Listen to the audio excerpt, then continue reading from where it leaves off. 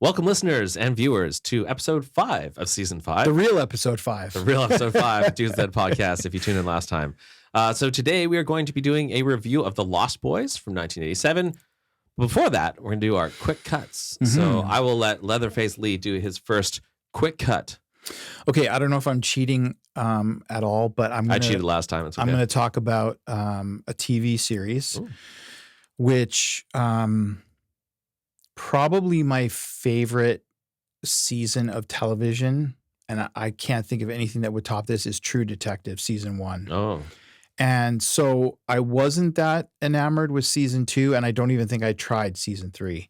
But season 4 is supposed to be a hearkening back to, if you are a fan of the show, Rusty Cole is one of the characters in season 1. And he mentions his dad living in Alaska, and he grew up for part of his life in Alaska. Well, season 4 has his dad in it and is set in Alaska. Big names in this one? Jodie Foster. Okay. Is, I think, the big, there are some other character actors that you recognize and some Indigenous actors as well.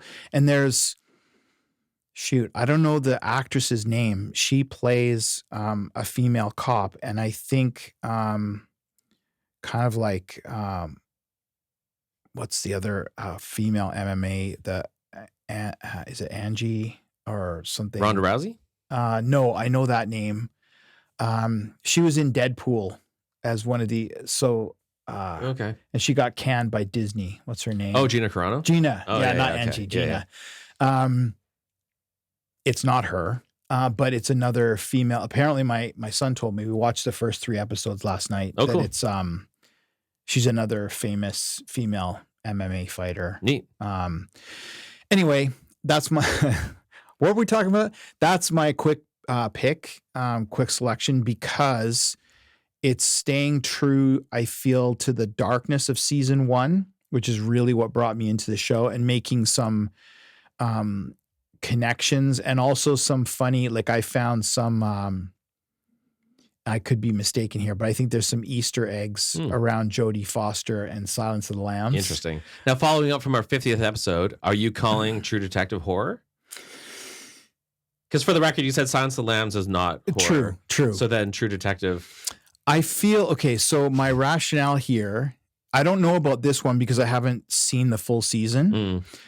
I would argue season 1 is much more in line with 7 than it is with Silence of the Lambs. It's a procedural for sure, but the darkness of that season and the occult nature of that season, I think, tips it over the edge. Now, this season, I'm not sure. So you're not contradicting yourself again? Not at all. Okay. No. I'm very consistent in my opinions. Yeah, it's been a while. I really liked the first season of True Detective. I think the second season, maybe I didn't like as much, but I didn't like it. And then I think I didn't pursue 3 or 4, but I should, it sounds like. 4, I think, I don't even think the 4th episode of this season has come out. It's brand new. Oh, it's brand new, okay. I definitely think if you like season 1, you'll like season 4. I think there's enough of a crossover, and I definitely see, there's a nod to The Thing. Neat. I really like it. It's Woody Harrelson and Matthew McConaughey, right? In season 1, yeah. Like great cast. Yeah, it was so good. And I think they had a really good cast. I mean, they had Colin Farrell in season 2, and I'm a fan. I like his work. I don't know that was his best work. Right. I'm a big fan of Matthew McConaughey for someone who's done a lot of rom-coms, but when he's on, he can be very good. I don't know if you've seen The Gentleman, the Guy Ritchie. Oh, you keep telling me to watch that. I don't think I have. It's so good. I've seen it 3 times and I'll watch it again. I think. No, I did watch that. Yeah, some of the performances are so good. Yeah. Colin Farrell is just magic in that. That was really good for sure. Yeah. So yeah, I think anyway, that was a long, quick cut. That's my choice. I think if you enjoyed season 1 or you like True Detective, I think this is a stand-up season so far of the 3 episodes I've seen. Cool. All right. Good one. So sticking with our 80s theme, my quick cut is Halloween 2. Was that your impetus for watching those films? A little bit, actually, yeah. Okay. I perversely kind of enjoyed our Saw franchise marathon where we watched all the Saw films. I have not seen, other than the original, not seen any of the other Halloweens. Actually, that's not true. Maybe I saw H2O. But anyways, I have not watched most of those, so I'm going to try and go through the franchise. Wow. So I watched Halloween 2, and I'm currently almost done Season of the Witch, which is the third one.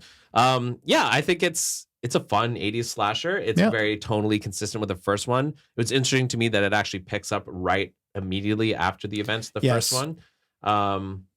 Thanks, actually, Mark. maybe even enjoyed it a little bit more than Halloween. No, that's Season of the Witch. Oh, that's 2? That's 3, isn't it? Right. I'm talking about Halloween 2. Oh, sorry. My mistake. Sorry. Yes. My quick cut is Halloween 2, though I am in the midst of watching. Gotcha. Yeah, but you're right. Apologize for the confusion there. Yeah. That was me. So, yeah, I think Halloween 2 is good. I don't know what the reviews are like, if critically, but it seems like if you like the first Halloween, you will like Halloween 2. Now, refresh my memory. Does Halloween 2 start with the car, or is it the hot tub scene? There's the hot tub. Yeah, okay. There's one scene I didn't love where he can't see and he's like blindly slashing around a room for what feels like 20 minutes. Like, come on, you could try a little harder than that. But it's a good, fun 80s slasher. Yeah, it's interesting. I think, 1, 2, and 3 stand up for different reasons. 1 is still the best of that lot. 4, 5, and 6 is like, whew. What drugs were you people on thinking this storyline? And I think it's either 4 or 5 is Paul Rudd. Oh, wow.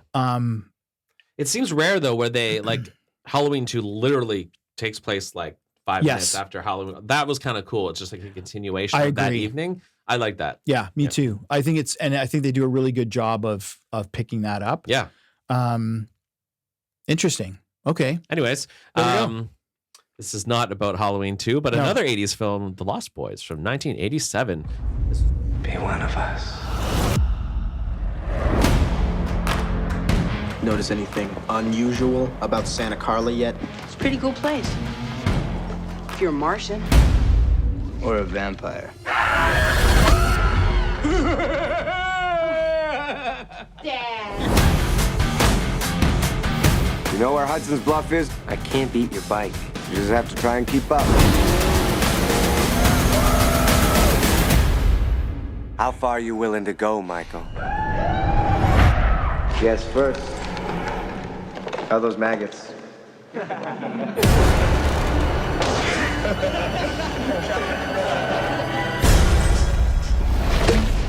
Drink some of this, Michael. Don't. It's blood. Michael.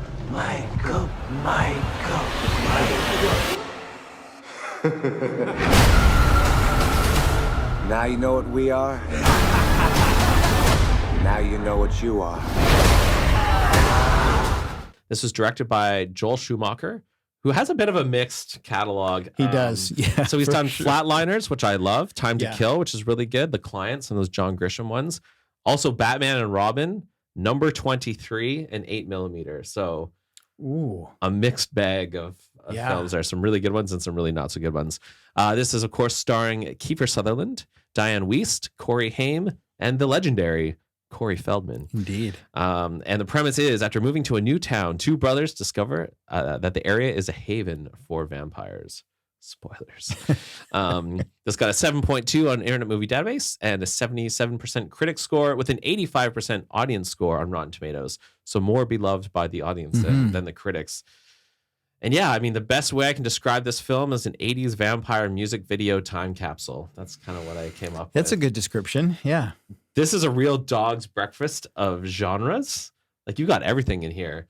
Yeah. It's got some comedy, it's got some romance, it's got some action, it's got some kind of music video vibes. Yeah, totally. It's quirky. I'm coming to this. I've not seen The Lost Boys. So the reason I chose this film for this episode is I've heard so much about it for so long. I felt this like guilt as a horror fan that I'd never seen The Lost Boys and heard so much stuff. So I thought this is the perfect opportunity to watch it. So I have zero nostalgia coming into this film. Fair. Which I think very much changes your view of it, perhaps. So I might piss off some audience members here, because my sense I've asked some people about this who are not horror fans, and they've seen this film. They love this film. Like, it seems like even if you weren't a horror fan and you were around in the 80s, you watched this movie. Yeah. I was 4 when this movie came out. I grew up in a religious household, so I wasn't really allowed to watch horror movies until an adult. So that's why I did not see this as a kid. So I'm curious, in what context did you originally see Lost Boys, and what was your impression at the time? Well, 100% I saw it in theaters. What was the buzz with this film when it came out, or was there much buzz? You know what? I don't remember. Like, was this like a hit? Like, everyone is going to see Lost Boys, or is this more of a niche thing? Do you remember? I really don't. Okay, fair I enough. don't remember. I do remember. I mean, I think you've really nailed it in terms of. Did Joel Schumacher do any music videos? I don't know, but it feels, the whole movie kind of feels like a big music video to me. I mean, it's the heyday of Much Music and why can't I remember the name of the American version of that? MTV? Yeah, MTV. That's ridiculous. Okay. Just brain thing there. So yeah, I think it sort of plays as a complete music video, you know, from start to finish. And that, I think that's the quirkiness of it. Mm-hmm. And I think there were a lot of quirky music videos. I mean, certainly there's some over the top dramatic ones, but like Cyndi Lauper's stuff was always tongue in cheek. And you had like Twisted Sister, and there would have been things kind of in this era that would have fit really nicely. And then of course there's Oiled Up Saxophone Man. Oh man, that scene was that's so 80s. Something else. Yeah. Yeah, that's so 80s. So did you would have liked this film at the time? Like, did it make a big impact? I don't remember it having a big impact. Just because it's kind of, it's genre busting in a way. Mm-hmm. Were there horror comedies before this? Absolutely. But I don't think, I mean, I think if you look at this nostalgically or historically, it changed how vampires could be seen in a film. It changed from the, you know, sort of debonair, stately gentleman to a punk. And that certainly opens the door for multiple films afterwards, and how vampires are portrayed in film. There's a few Lost Boys films, correct? Sequels? There may be. I've only ever seen the first one. Okay. I don't, and I mean, I know this is judging a book by its cover. I don't think that you could, to me, what works in this film is the dynamics between characters, some of the comedy. Yeah. I don't think with a different cast. I mean, I'm prejudging a film, but it's like the premise of the film wasn't worth a sequel. No. It was what it was. Yeah. And it has a place, you know, but I feel that this is no different than like a Mallrats film or Chasing Amy or something like that. Has a very 90s vibe. That's true. That's right? true. Yeah, this movie feels like a time capsule. Totally. Like the hair and the costumes and the music, and it just feels so 80s. Absolutely. And unapologetically so. Unapologetically, for it sure. Didn't try to do anything to change any of that. And I don't have nostalgia for this film because I didn't see this film, but I did have nostalgia for just seeing like Corey Feldman being Corey Feldman and Kiefer Sutherland, like the cast members. I was like, okay, yeah, this is kind of that era for sure. But it's tonally weird. Yeah, I agree. Like, I had to laugh. So Corey Haim's character, when he's having a bath, yeah, like my 4-year-old bathes like that. He's like rubbing the suds and like he's not acting like a teenager. No. It was strange. It has a quirkiness to it throughout the whole film, I think. Yeah, and and I'm not suggesting this is a bad thing necessarily, but how they characterize the relationship between the two brothers didn't seem like two brothers would be that way with one another at those ages. They might be close when they're younger and close when they're older, but oftentimes, and I know this isn't universally true, But oftentimes I think young men, like teenager brothers, would be a little bit, or maybe that was just my experience. I mean, I didn't have a best friend as a brother. Is it fair to say that characters feel more like caricatures than characters? 100%. Like I wasn't very invested in the characters, honestly. Like I found them all kind of cardboard. The romance between is so superficial. It's a vehicle for fun, right? Exactly. Yeah. I think the whole movie has that kind of fun feel to it. And I think it might be true. I mean, I'm sure you came across this in your reading. Like the title itself gives away the fact that this was supposed to be about Peter Pan. Mm-hmm. And this was a kid's movie. Mm-hmm. And the script was rewritten to change what the film was supposed to be. Yeah, I saw an interview where Joel Schumacher was originally almost kind of offended. He's like, what is this, like a kid's movie? Yeah, exactly. And they're like, read it. But yeah. So I wonder if that is part of the challenge tonally, Mm-hmm. is maybe, they didn't quite nail it all the time. Like that scene, that bathtub scene, that's very much a younger child's, like a 7-year-old Yes. in the bathtub, right? It's not, he looks like what, 13 there, 14 or something? Yeah, and I almost got the sense maybe he was even a bit older than that, but he acted a lot younger than maybe he appeared, or I thought he was supposed to be at first. Yeah, because I would have guessed he was sort of like his behavior and also, and I'm sorry, his comic book fetish. I kind of guessed that was a preteen maybe who hasn't discovered girls yet, Right. or hasn't. What are you saying about our audience members who like comic books? I'm not saying anything. Okay. Let's not read anything that's not there. Okay.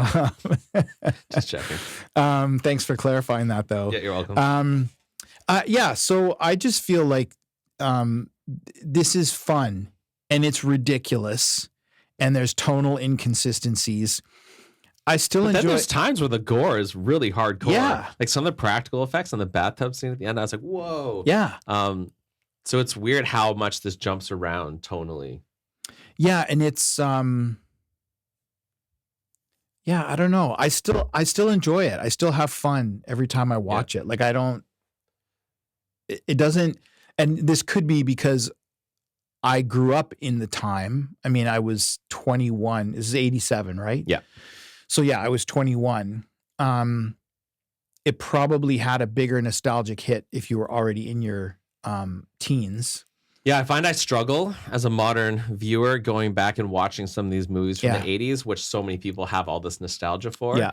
So without that, it definitely loses something. It was fun, but I don't know, like I would not want to watch it again. And I don't know if I really enjoyed it on the level of a horror film. It was interesting to see, I think, that shifting representation of the vampire as like that kind of biker punk. Like that was interesting. I like Kiefer Sutherland's look. Yes. Like that kind of grungy. And I appreciate that they're playing with some of the cliches around what vampires can do and how vampirism is transmitted, but we should maybe save that for a spoiler section. So it's doing lots of unique things. Okay, so I get it. You didn't, it doesn't ring the same nostalgia bells for you as it might somebody so much older like myself. Like where does this film sit for you in terms of, like when I say The Lost Boys, does that bring back like this gleeful sense of nostalgia? Like, oh yeah, The Lost Boys, or like that's what I don't know. I just don't have context for what people's impression of this. I get the sense that people really love this film if you saw it at the time. Mm-hmm. Like it's almost like a special film from that era. Is that true for you? Yeah, I don't know if it's true that it's special. I enjoy it. Yeah. And I've watched it quite a few times and I just have fun with it. Yeah. I mean, I know I love the grandpa character. I love the over the top conclusion to the film. I think it's just so, it's quirky, it's campy as well. But I feel like it's campy knowing full well that it's campy. Mm-hmm. I think there's nothing that they play serious that they want you to think is funny or vice versa. Nothing that they're going for a laugh and they think, oh, I hope this scares them. I think there are a couple of elements where for me, it definitely falls more in the comedy than in the horror. Mm-hmm. But some of the tonal shifts. So you have the scene of Corey Haim in the bathtub. Yeah. He's kind of like scrubbing his hair. There's bubbles everywhere. He's like chilling to the music. And then the dog just Yeah. like outright like destroys us. He's bleeding everywhere, and the practical effects on like the shift going from Buddy in the bathtub to this like pretty horrific wound. So it just really on a dime shifts tonally pretty quickly. Like I did find the film just kind of be all over the place that way. Yeah, I mean, and I think it suffers from, I think, not knowing what it wants to do the majority of the time. Like, are you trying to be like a Nick Cage? What is that? Like Love Bites? Mm-hmm. Are you trying to be a full-on comedy, like over the top zany? Because I don't feel like that's what they were doing. But there are scenes that are like that. Like it's kind of, we were talking with Aaron in our 50th episode about kind of kids horror. Yes. And how sometimes like you have a movie which seems like it's almost made for kids, but then you have these couple of scenes that are like, whoa, and that's kind of what this felt like. I think it's made for teenagers though, hey? Like a teen audience was sort of the target. Yeah. So you've got that comedy and romance, but then you do maybe push the gore in a few cases to just kind of shock people or why did I hit that? Yeah. So I think that's a really good point. And I think that a teen movie in 1987 is not the same film. Like I think teens now are in some ways so much more sophisticated that this would be a laughable film for them. Yeah, it'd be interesting to show this to like a teenager from today. And see. I don't think there'd be a lot of appreciation. Whereas I think if you have the background that you were around during that time, I mean, it's not, I think is it 84 that we have Freddy Krueger, the first one? I think so. Nightmare on Elm Street. I think it's 84. So it's only a couple of years before. But the difference is, I mean, there's some one-liners in there. Mm-hmm. But the first Elm Street film was very much in the horror. Totally very horror. Yeah. Where this one isn't very often. No. And I agree with you. Like it's all over the map. So if you're trying to enjoy this as a horror film, I think that's a bit challenging because it's not a full-on horror film. That's maybe more on me. I think my expectations were more this was going to be a horror film. So I was a bit surprised, like, oh, this is like something very different than what I was thinking. Yeah, that's fair. Now I was just looking at my notes here and I'm just I do like there's a few things filmically that I really liked. Like I loved that, and it wouldn't have been a drone shot in 1987. So was it a helicopter? Must have been a helicopter. Yeah. The parking lot scene. Yeah, that's so good. Yeah. I don't know if they were playing off something that would have happened, like maybe that they were Evil Dead fans and really liked the visuals. I did write that down, that POV shot, which I think was coming from a helicopter, was pretty striking. Yeah. And I just think there's another one. There's a shot after they go on the big bike ride and they're up on that hill. Yes. And there's like the fog and the moon and the ocean. Like that was a really beautiful shot. There's some really cool shots in this movie. Absolutely. Sure. And I think I'd read somewhere that like Feldman had come in trying to do something different. And they had a very clear idea of what they wanted his character. They tried to make him more macho or something. Yeah. Yeah. Or be more like Rambo, I think is what he said to him. Yeah. So at least the way Feldman tells it is that Schumacher gave him a bunch of videotapes and said, go watch these Chuck Norris and Rambo films. And that's what we're looking for in this character. And I love Feldman's character in this because he's deadpan. Yeah. And there's no tongue-in-cheek, nod, wink, wink about he believes what he's doing and he believes that he's serious, which I think is what really sells that character in the film because you're like, this is so ridiculous and campy, but this character really believes what he's saying, right? The two brothers. Yeah, he reminded me a bit of his performance in The Burbs. I haven't seen that one. Oh, really? Yeah. Oh, I'm putting that on for a season. You've not seen The Burbs? That's not a horror film. Well, yeah, it's a kid's horror. Okay, there you go. I thought the meta elements of like they know what vampires are because he gives the guy the homework, like read this comic about vampires. Oh, that's kind of cool. Yeah, and even The dinner table scene. Well, Grandpa's line at the end. It's like that's what does he say? Like that's one thing I've always hated about Santa Carla is the vampires or whatever. Yeah. Like there are lines like that, which I think makes it a really fun film. I don't think this is a film that you could show younger kids because of some of the over the top gore. Like I think You almost could, but those couple scenes disqualify it. Yeah. And I think there's that scene where they take Michael's character hunting. Mm-hmm. There's some pretty over the top images in that scene too. So do you think because the internet wasn't around in the 80s that like your average teenager in the 80s was maybe slightly more innocent, or you wouldn't need something to be as edgy in the 80s as you might now to like shock a teen audience? I think that maybe explains the level of comedy seems a little bit more juvenile than I was expecting. Yes. And I wonder if that explains that. Yeah, I think and I don't remember release times for this. I'm guessing this was probably a summer blockbuster. Because of what's going on in Santa Carla. You get the boardwalk. It just seems like a summer film to me. Yeah. But I don't remember what the release date was. But yeah, I do agree that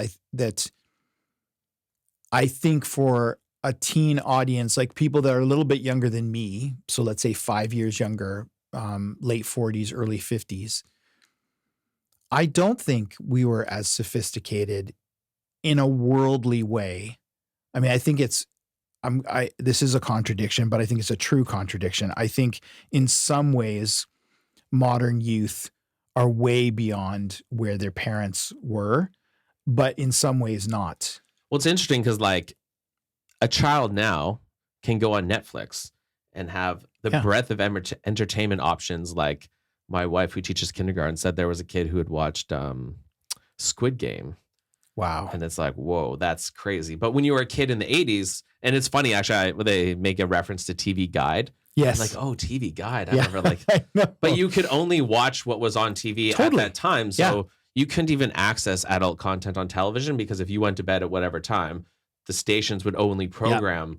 But now you can have a kid, if they're not being monitored, a kid in grade 5 can go watch the 100%. Most hardcore things a la carte on Netflix. So I think, just what people are exposed to now is just so much more because there's no restriction in terms of what's being aired at a particular time. And I think we've touched on this very briefly, maybe tangentially, over the 50 some odd episodes. But I think if you look at the history of film, Psycho's a great example. Like what it took to shock people in 1960 is very different than 1980 than 2020. Now we need Terrifier 2 to... Well, yeah, right? Like, I mean, you have to keep pushing the envelope to get people to be repulsed or scared or whatever. And the bar, like, you remember, I've mentioned this, like when we first watched Devil's Rejects. Yes. Or Martyrs. Yeah. Absolutely. I can remember thinking, should I be watching this? Is this gonna, and I've seen a couple of films, which I think I've mentioned, like a Serbian film haunts my dreams forever. Yeah. And I don't ever want to see that movie again. We're not doing that in season 6? No, we're not ever. I'm never watching that film again. Now, unless you're watching Hostel as a black comedy, which we might have to do at some point, which Maniac says for sure, it changes your viewpoint if you watch it as a comedy. So I take your word for it. Okay. But anyway, I just think that there are things that I like about this film. I mean, I love Corey Haim's wardrobe. Yeah. I love Feldman's straight man. Kiefer Sutherland is so good. I mean, he plays, and I can't remember his character's name in Stand By Me, but the kind of teenage bully.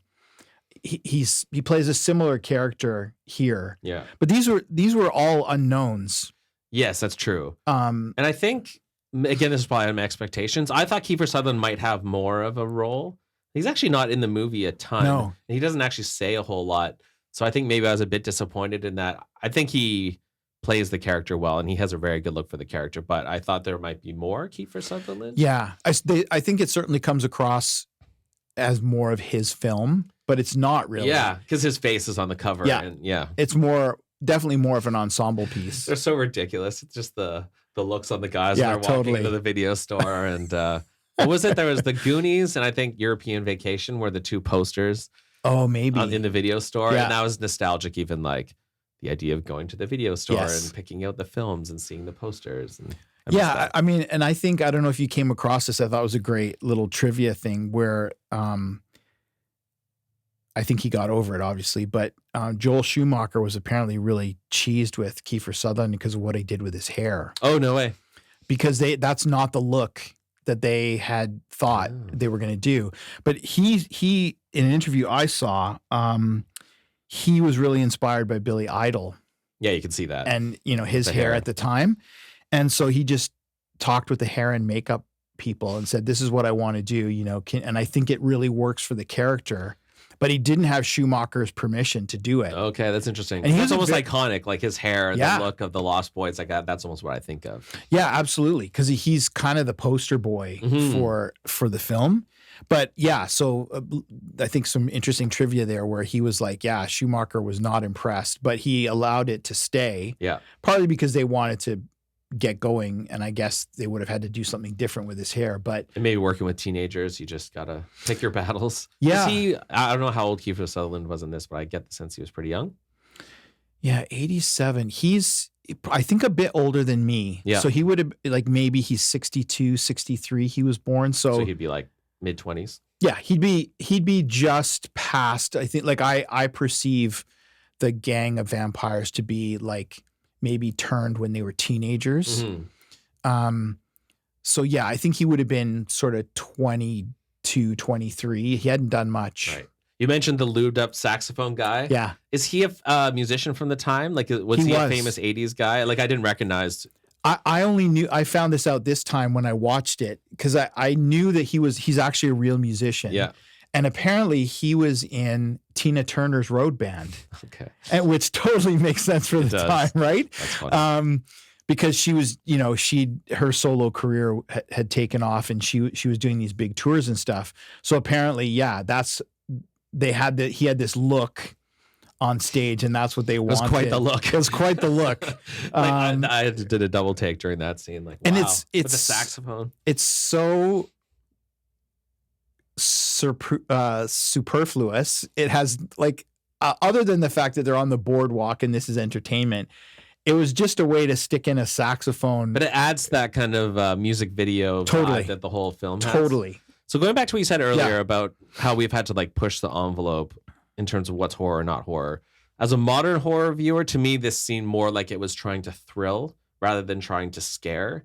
Like, to me, nothing felt like it was actually horror. But maybe in the 80s, this would have been like, do you remember being scared when you saw this? Would it have been, or do you think it's more just trying to be thrilling and sexy rather than actually scary? Yeah, I think there's definitely the, you know, sexual titillation element to the film, particularly aimed at young men. But this came up in one of the interviews. I don't know if so there's definitely a homoerotic reading of this film. I can see that. And particularly they mention, like, when you're in Corey Haim's bedroom, Yeah. and there's a Rob Lowe poster Yeah. on the wall and different things. I found that was new to me this time watching it. And it was like, oh, okay, I could see that reading of this because there's really only the one female character other than the mother. Yeah. Right. And I mean, she was a big deal at the time. She'd won Oscars, I guess. Yeah. Which, So, and definitely, I mean, she's a hot young woman at the time. But I think it's definitely centered around male relationships. mhm. And even I'd written a note to myself that because I think there are thematic elements of masculinity. What does it mean to be a man? Mhm. And like, and when you're that age, how do you articulate, not so much verbally, but socially, how do you articulate that you're a man? You bulk up, don't wear a shirt, and play the saxophone on stage. apparently. totally. Yeah. And steal the Rock's baby oil. Yeah. So yeah, I or the just chiseled jawline on the main guy. Yeah. Like, wow, your face is so. yeah. Well, I mean, I think two of the guys had been models. Okay. That makes Two sense. two of the Lost Boys, Mhm. the dark-haired guy and now Alex Winter, the shorter of the guys, he was in Yes. Bill and Ted's Excellent. Right. Yeah. Right. Yeah. So he was very big in the 80s. And Right. actually, I haven't followed his career. I think he was a skateboarder. Bill and Ted's Excellent Adventure be after this? I think so. Yeah. Because he was very much unknown at the time. But he's still in the film industry, I think, but he makes films now, doesn't necessarily act in them. Okay. But it surprises me because you don't see his face that often after a few films. But I think he got involved in the behind the scenes and creating, because he's still around. I saw a recent panel at a Comic-Con kind of thing, and there was Jason Patrick, Kiefer Sutherland, and Alex Winter. Nice. Um, Not Corey Feldman. Not Corey Feldman. He was probably bumping into microphones on stage or something. So, in your mind, like, what's your favorite thing about this movie? Favorite thing. Did you enjoy watching it again? I did. Yeah. Okay. I liked it. Or I can say, is there anything that you found you didn't like watching it a second time or 10th time? Or... Sometimes, I know this will surprise you. It might be a bit of a contradiction. It's too long. I think sometimes, depending on who you are in your experience, you will come into a film like this, which is, quirky and campy and whatever, and you either buy into that and you enjoy it, or you reject it. It's like, I can't. And so I definitely have had films where I think I can't get into the campiness of this film. Mm-hmm. This is one where I can. Right. And I just enjoy the ride. Yeah. It's kind of like Werewolves Within. There's a lot of camp in that one Yes, too. that's true. It's way more comedy focused than this one is. Yep. But yeah, I think I enjoy the ride. Like, I think there's lots of fun things going on. I enjoy the little bit of psychedelic, part of the film where he's supposed to be going down the road, to becoming a vampire. I think there's something, maybe on a nostalgic level, this is what works for me. I think having seen this as a young adult, 21, there's something appealing about the vampire. And maybe this is just to me, but I vividly remember, because I've always watched vampire films, something appealing about, okay, I know I have to hunt humans, I know I have to drink blood. And Is that one of your whatever. favorite subgenres then for horror, vampire films? I think so. I think there's so much that they can do with a vampire film, and there's so many metaphors that a vampire can be used for. If you look at something like this, which is a coming of age story and masculinity and male relationships, versus something like The Hunger, which is 5 years before this, which is so stylized and so much about the longevity of being a vampire and being tired with that life. And there's none of that in this one. This one's about the excitement of being turned. And it's like, I'm immortal and I'm powerful. And I think for me, there was a lot of draw to that idea of, man, what if I could live forever? And yeah, okay, it means hunting people, but I'm okay. Like, I can get my head around that. I think that the hardest thing that I struggle with in vampire films is that I don't have, and this is a terrible thing to say, I don't have any moral repugnance about what you have to do to be immortal. Right. It's like, okay, that seems like a fair trade-off to me. Yeah. Now, I also totally get the philosophical angst, the existential angst about living forever. I get that too. But there's something about the draw of, man, that'd be so cool. Yeah. I don't know. Yeah, I appreciate the unique take on the vampire here. I don't think it's my favorite representation of vampires. Fair. Like, when I think of, like, I really love, like, 30 Days of Night, or I really love Yes. From Dusk Till Dawn, or I really like Bram Stoker's Dracula. I don't know, the 80s punk rocker vampire. It was interesting, but wouldn't have been my favorite. I think the hardest challenge probably for a modern audience is that inconsistency in tone. Mm-hmm. Because if you look at more modern horror comedies, if they're good ones, in my opinion, they don't leave you guessing about whether it's a comedy or a horror. They kind of play their hand and you enjoy it for what it is. This one kind of bounces all over and you're not sure how to enjoy it, I think. And this definitely was not what I was expecting. Yeah. It was just very different. Interesting. Not that it was bad, but yeah. So should we give our thoughts and then do some spoiler talk? Sure. So can I just quickly ask those? So Yeah. what was your expectation going in, having heard about this? I'm assuming you tried to avoid any. Yeah, so I really didn't know much at all. I knew it was kind of an iconic 80s film. Yeah. I knew it had vampires. I knew it had Kiefer Sutherland. And he's usually actually a little more serious, I think. Yeah. In most of the films that he's done. I think I just didn't expect the dog's breakfast of genres. Like I didn't think it would play like a music video. Yeah. The romantic elements, the comedic elements. Like I thought there might be a little bit, but I thought it would be more of like a actual Straight up. traditional horror film. So for me, I think that was the biggest thing that caught me off guard. Yeah. Yeah. Okay. So it sounds like we might diverge here. Yeah, maybe. Yeah. So do you recommend this film? I cautiously recommend this film. I think I will watch it again at some point. I find it a fun romp if you go in with the expectation that that's what it is. Right. That it's not a horror film, straight up horror film. It's not a straight up comedy.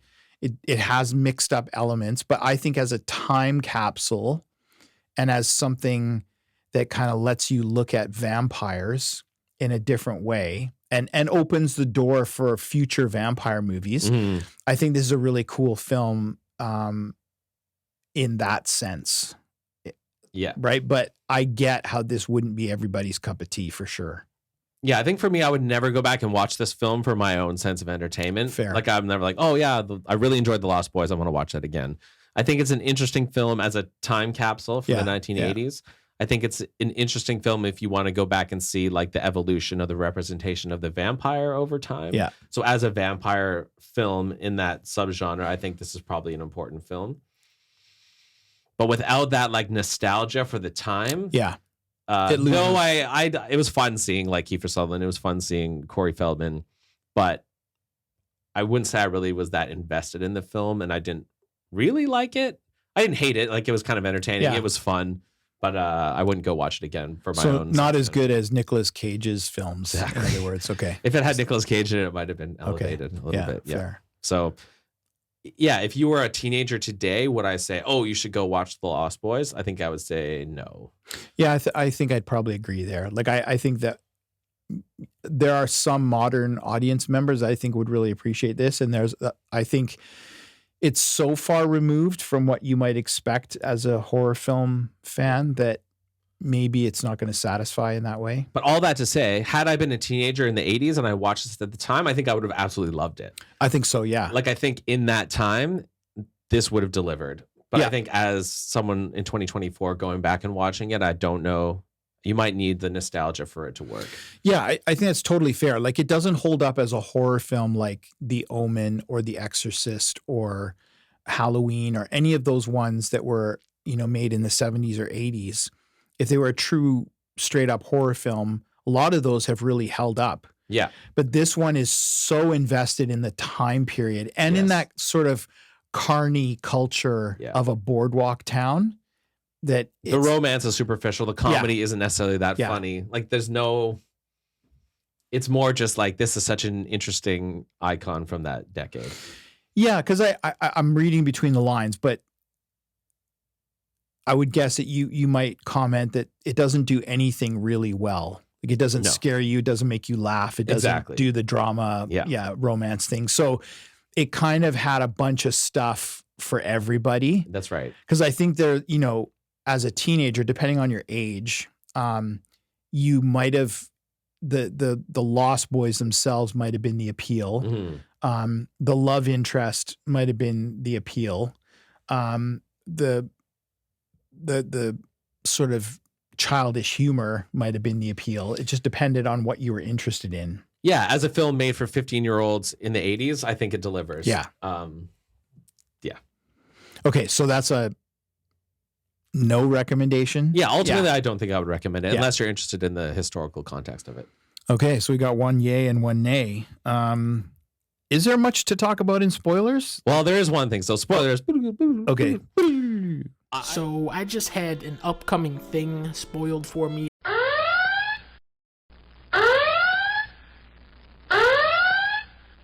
I admit I got by the twist. I actually did not see that coming. Okay. Which was fun. Like that was my favorite part of the movie. I'm like, oh, okay, they did do that. Yeah. So I knew when he went to the door and he was like, oh, you're the man of the house. So we're talking about Max. Can you invite me in? Yes. I thought that was more just a nod towards like vampire lore. I didn't literally think that he was doing that because he was a vampire. I thought that was more like, this is a vampire film. Yeah. We're paying a nod to this. And then at the dinner table, they're trying to like feed him garlic and nothing happens. So when he actually was a vampire, I was like, oh, damn, he's actually okay.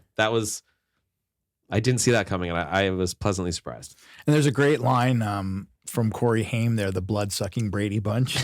Yeah. There's some good like one-liners For sure. in there. And Corey Haim, Were you caught off? You might not remember. Did that twist? I don't remember. I don't think I'm savvy enough to would have picked up on that when I first saw it. Because Kiefer Sutherland feels like the villain. Absolutely. And he's painted as the villain the whole movie. So I wasn't really expecting this kind of like dopey dude to be the vampire. But that worked for me. I like that part. Even they set it up so that he just looks like he's got trouble with these 4 Lost Boys, right? That's true. It never sets it up as like there's any kind of power differential. No. Whereas in the finale of the film, there's definitely a power. You see the power differential. Yeah.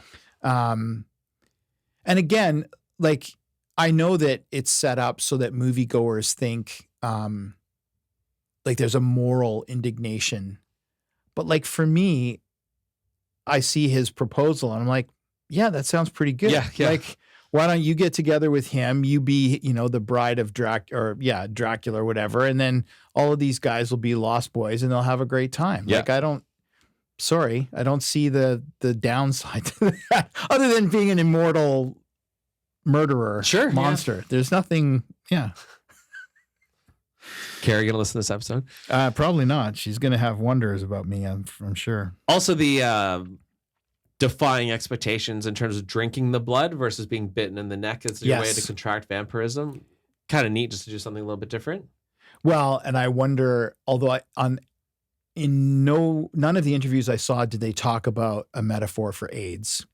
Oh yeah, but in the 80s that might make But sense. in the 80s that would have been very clear. Yeah. Well, in hindsight even it's clear to me. It's like, okay, well you're contaminated from contaminated blood. We have a lot of blood drinking this season for whatever reason. Yeah, interesting. Last episode too, yeah. Because it reminds me of which of the Blade movies. It might be the one where they have the Predator kind of style. I can't remember which one that is. If it's 2 or 3. Yeah. I think it might be 3. But 3's the really bad one. Yeah, the first Blade I like. Yeah. Second one was, I thought, not too bad too. Blade 3 is where you get Ryan Reynolds. Oh yeah. In there. Oh, it is Blade 3 because they have the Pomeranian. Oh, okay. The dog. Yeah. So anyway, all of that to say, there have been other movies because I think in that one, there's a contaminated blood issue, and that's how those vampires are created. Right. So it's not a new concept. I can't remember. I mean, Blade would have been in the 90s. Mm-hmm. It's not 80s, but No. yeah, it's not a new concept, but I think it's, given what I said about Godzilla was the same thing. I mean, there are fears and thoughts that come out, whether you would argue that it's conscious Mhm. or whether it's just a hangover of the time. But yeah, I think there might have been constraints in the script because it was originally a kid's film and then trying to translate it into more of a teen adult film. Maybe they didn't want, or maybe there were budget constraints for practical effects. I don't know. Yeah. But definitely the drinking of the blood. That makes sense. You're talking about kind of the homoeroticism in the film or that reading of the text. So AIDS would have been associated with the gay community in the 1980s. Yeah. So that makes some sense to me. Yeah, I mean, I don't know. Like I said, not in none of the interviews did I hear that mentioned. But I don't know. I didn't pay attention to whether some of the interviews I watched were recent. Some of them were for sure because you could see the ages of the actors had gone up considerably. I guess on the other side, if you have vampires, you're going to have blood drinking in some form, I guess. Yeah, exactly. Right. So, could go either way. I thought my other complaint, or one complaint, the first kill scene in the car when the couple, they're like making out and then they come and yes, it seemed very rushed. Like they're just like making out for a second and then they get scooped away. It's something about that scene didn't work for me. I don't know if you noticed that, but I didn't notice a rush or a timing. I was trying to think, because again, that's a pretty cliche, you know, the lover's lane, the roof ripped off. That's kind of almost like urban legend, you know, what's the story? The guy with the man with the hook on his hand. the hook on the he's like that one. So there were definitely nods to certain conventions and certain things that go on.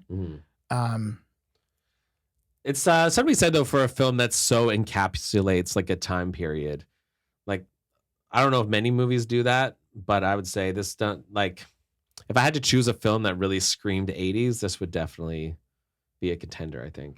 Yeah, I think it would too. I mean, I think The Hunger is a contender as well, but in a different way. Okay, because I think Hunger. The Hunger is 1982, and that's David Bowie. Oh yeah, okay. And it's a music video, right? But one of those like maybe a Depeche Mode video or something like it's darker, the lighting's different. Do you think that's part of the 80s in general? Like I'm thinking of like Labyrinth or something too, like having films that sort of look like music videos, or where they have music as part of the... I think it was a visual style, and it was a visual language that was in its early days. So I think like Breakfast Club has some music. Absolutely. Yeah. And I don't know if they would have been tagged as music videos. Certainly The Hunger, one of the critiques is style over substance. And it's a different film, so it's tonally different. But The Hunger was meant to be that underground music video, risque, kind of darker side of things.